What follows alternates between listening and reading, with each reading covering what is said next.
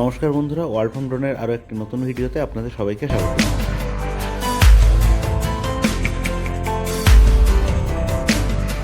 আমাকে একটা কাজে যেতে হয়েছিল নন্দীগ্রাম, আর সেখান থেকে আমার কাজ মিটিয়ে যখন বাড়ি ফেরার সময় হয়েছিল তখন ফেরার কোনো বাস ছিল না। এই কারণে আমি চলে গিয়েছিলাম দীঘাতে, আর সেই রাতটা দীঘাতেই ছিলাম, আর সঙ্গে ড্রোনটা ছিল। আর সেই জন্য ড্রোনের কিছু ফুটেজ আপনাদের থাকছে দীঘার সিরিজে।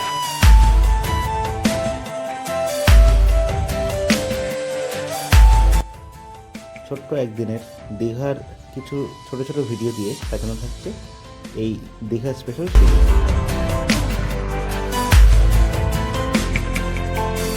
অনেক ওপর থেকে পাখির চোখে দীঘা সমুদ্র সৈকত কেমন লাগে সেটা আপনারা দেখতেই পাচ্ছেন।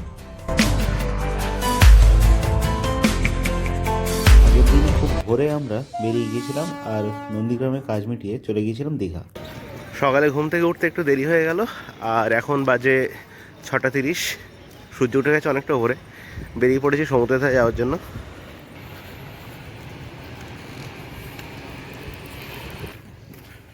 ঝাউবনের মধ্যে দিয়ে যাচ্ছি, আর পাশেই একটা পার্ক তৈরি হচ্ছে বড়।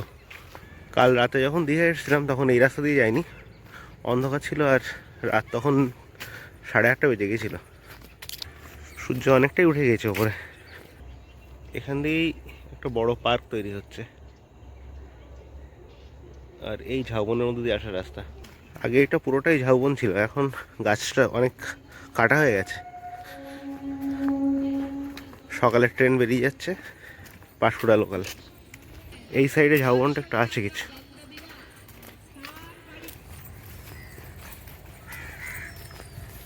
সব কুকুর লোকরা বসে আছে এখানে। সকালে ভাটা, সবাই নেমে পড়েছে সমুদ্রের চরে।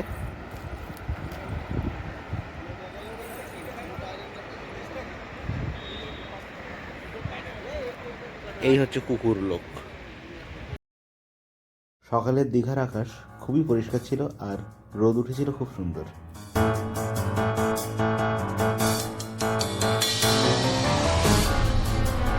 ভাটা ছিল, এই জন্য আমরা সমুদ্র সৈকতে নেমে সৈকত দিয়ে কিছু দূর হাঁটতে হাঁটতে গিয়েছিলাম উদয়পুরের দিকে।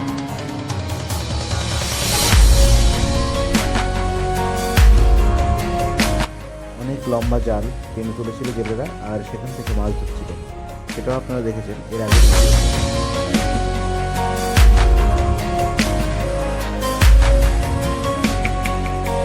আমাদের ঠিক পেছনেই দেখুন জেলেরা তাদের জাল তুলছে সমুদ্র থেকে, আর জালগুলো হয় অনেকটা লম্বা, সমুদ্রের মধ্যে পেতে দেওয়া থাকে সারা রাত ধরে, আর সকালবেলা সেই জাল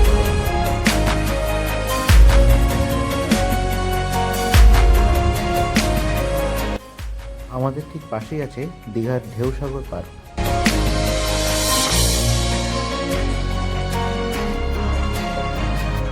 সকালের দিকে ওয়েদার হালকা ঠান্ডা ছিল, আর সেই সঙ্গে একটু কুয়াশা ছিল।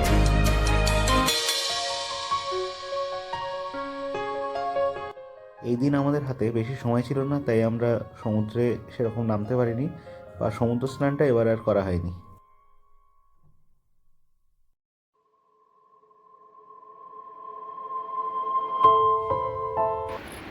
আমরা এখন উদয়পুরের দিকে যাচ্ছি।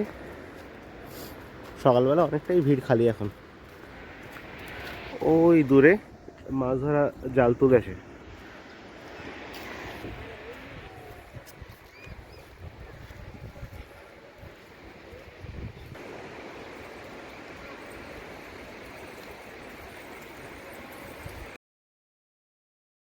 আমাদের এই সকালবেলায় হোটেল থেকে চেক আউট ছিল, সেই জন্য আমরা সমুদ্রের ধারে যেটুকু সময় পেরেছি একটু ঘোরাঘুরি করেছি, আর কিছু ছবি তুলেছি।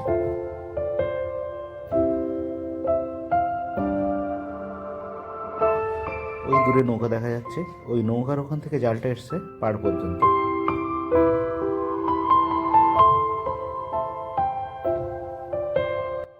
আকাশ থেকে সকালবেলার দীঘা সত্যি অসাধারণ লাগছিল।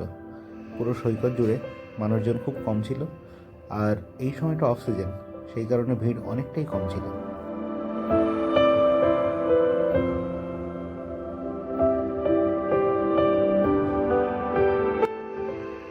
এদিন আমাদের ফেরার বাস ছিল বিকালবেলা, আর সেই জন্য আমরা দুপুরে ঘোরাঘুরির জন্য একটা বাইক ভাড়া করেছিলাম, আর তারও কিছু ভিডিও থাকছে এর পরের এপিসোডে।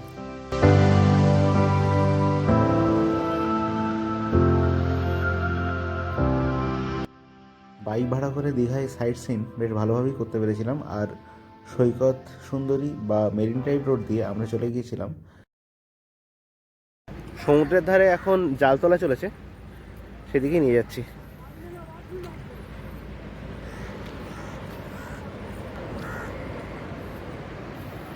সকাল সকাল মাছ ধরা জালগুলো তোলা হচ্ছে, প্রচুর লম্বা জাল। ওই মাঝখানে যে নৌকাটা আছে, ওই নৌকাটায় মাখি জাল, আর ওখান থেকে এখানে তোলা হচ্ছে, সবাই পরপর জালটা তুলছে। ওই সাইডেও একটা জাল তোলা হচ্ছে।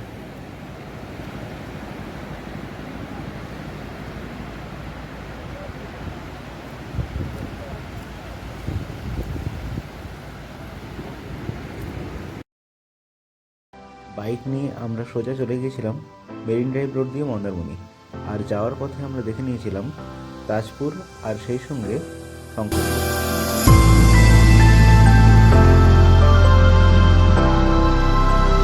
পথে একটা জায়গায় দেখেছিলাম প্রচুর পরিমাণে পরিযায়ী হাঁস। সব কিছুই থাকছে।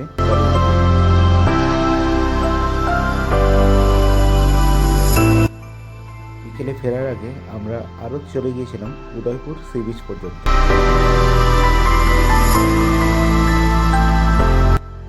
অনেক ওপর থেকে দীঘার সমুদ্র সৈকত ঠিক এইরকম।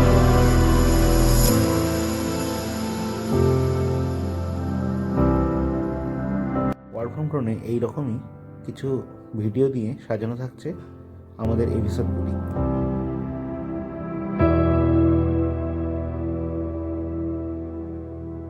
ভিডিওটা কেমন লাগলো অবশ্যই কমেন্ট করে জানাবেন, আর ভিডিওটা ভালো লেগে থাকলে লাইক কমেন্ট শেয়ার অবশ্যই করবেন।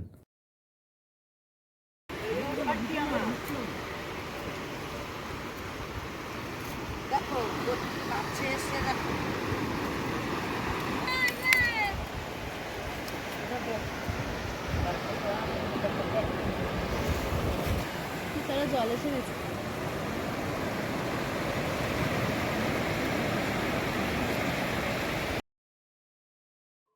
ওয়ার্ক ফ্রম ড্রোনে এইরকমই নতুন নতুন জায়গার নতুন নতুন লোকেশনের ড্রোন ভিডিও আর এরিয়াল ফুটেজ দিয়ে সাজানো থাকছে আমাদের ভিডিওগুলি।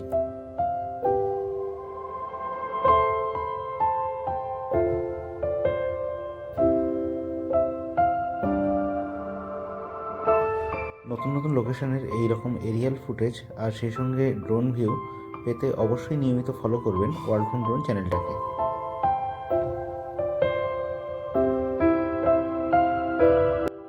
ভিডিওর শেষে থাকছে আমার হোম টাউন বা টাকির কিছু দৃশ্য। টাকি শহর একটা পর্যটন কেন্দ্র, আর টাকি শহরে প্রচুর লোক বেড়াতে আসেন ইন্ডিয়া বাংলাদেশ বর্ডার দেখার জন্য, আর পাশেই আছে ইছামতি নদী। টাকি শহরে এই ট্রেনটা এখন বেরিয়ে যাচ্ছে শেষ স্টেশন হাসনাবাদের দিকে।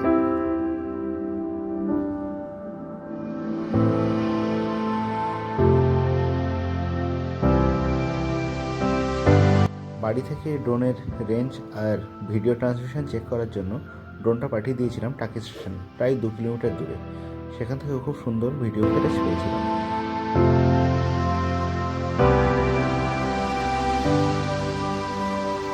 বাড়ির পাশেই আছে একটা মাঠ, যেখানে পরপর এখন বাড়ি উঠে যাচ্ছে আর মাঠ একের পর এক ভরে উঠছে। তো এই মাঠটা আর কতদিন থাকবে জানি না, তবে এখনো পর্যন্ত যেটুকু আছে সেটাই ভিডিওতে দেখানোর চেষ্টা করেছি। দেখুন পরপর মাঠের মধ্যে বাড়ি উঠে যাচ্ছে আর মাঠ ভরে উঠছে। এইরকম একের পর এক মাঠ ভরে উঠছে, আর খোলা জায়গা প্রায় আর থাকছেই না। মাঠের ঠিক শেষে আছে একটা খাল, এই খালে আমরা মাঝে মাঝে ফিশিং করতে আসি।